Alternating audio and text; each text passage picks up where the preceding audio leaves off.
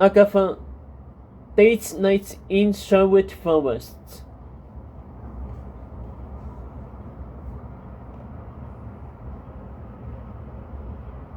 Agatha stood at the edge of a high, domed treehouse lit by blue and purple lanterns, gazing out at the labyrinth of other colorfully lit treehouses connected to hers, fire bridges, swings, and warps. She could see into each of these houses, watching her fellow crew members rest after Sir Lancelot's and Lady Grimling's burrows, either taking naps, quietly talking, or sleeping in to shower in the private barrels that hung off each house. But Agatha just stood here, unable to move or even cry, having shed all her tears at the funeral.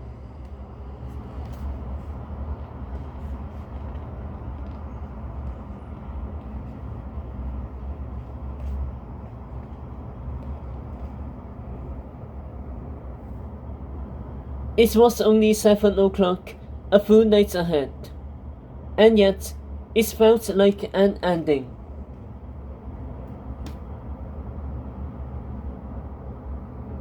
Not quite a castle, I'm afraid, said a voice below her. Agatha glanced down at the shadow climbing the tree, wearing a green coat and a brown cap speared with a green feather. He paused on the branch below the door and looked up at her, his face coming into the light. But still, it's home, said the man. He was as old as Sophie's father, but he had a baby face with clean-shaven pink skin, save a wet brown tuft beneath his lip that matched his mop of wavy hair. Better than a castle, to be honest, said Agatha, holding down a fresh wave of tears. Especially when we are about to go back to that castle with a good man gone. Might seem that way, but men like Sir Lancelot never really are gone, said the stranger. He's a legend, and legends grow bigger with time. Or at least, that's what I tell myself these days whenever I meet young ones like you who have no idea who I am. Even the dearest readers know who Robin Hood is, Agatha said, forcing a smile.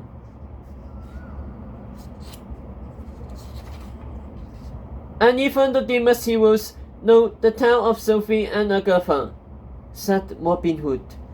Though I do wish we could have met under better circumstances. Agatha felt the stone lit on her emotions crumble. She smeared it at her wet eyes. Guinevere, what will she do? From his rucksack, Robin pulled a metal flask. Gold leaf tea. Curse every element, including a crab day and crab days to come, he said, holding it out. That just helped me make a fresh brew, made with real gold that I robbed from rich, miserable people who don't even know what gold is good for. Agatha took a big swig. Tastes like a chocolate, she sniffled. Like I said, that's helped me make it, Robin sighed. Mind if I come in? Marian insisted she left an earring, and better I find it than have her looking for it herself.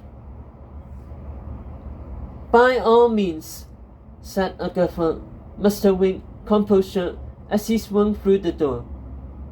I can't thank you enough for letting us stay here.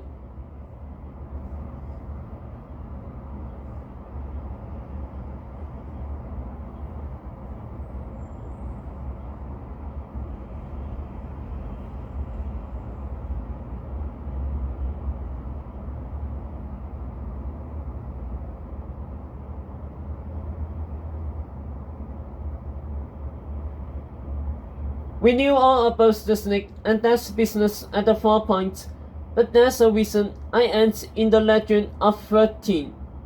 We men keep our noses out of other kingdoms' affairs, and they stay out of ours in return, especially since we've started raiding witch folks beyond Nottingham, said Robin, scavenging near a wall decorated with newspaper clippings taunting his various robberies and escapes.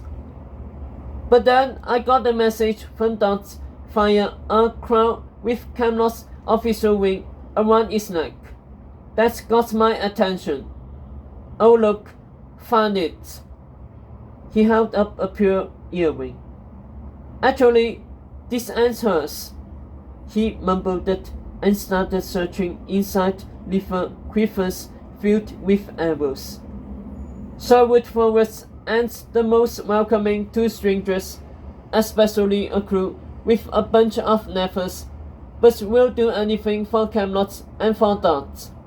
Camelot because King Arthur once saved us from a villain called the Green Knight, and Dot because, well, Dot's like a daughter. Her dad will say that's a lie, that I just used her to escape jail. But her dad's about as fit to be a dad as I'm fit to be a husband. That's what I tell Marian at least. He winked at Agatha. Jackpot! He glided past her and picked a gold earring out of the gap between two wooden plaques on a wall. This is definitely it. Maybe.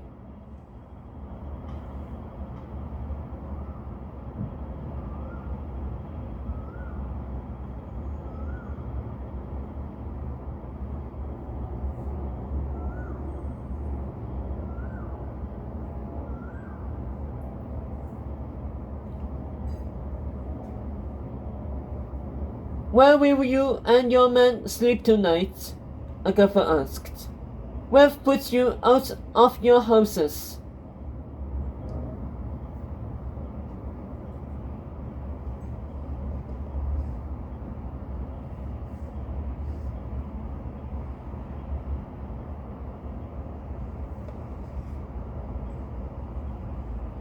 Ha! Don't you worry about us. Pity the lad who sleeps too often in his own bed. We'll go to the Arrow and see where the night takes us, said Robin, smelling dirty shirts in the hamper until he found one clean enough to wear. He crumpled it into his pocket. And don't you worry about that snake either.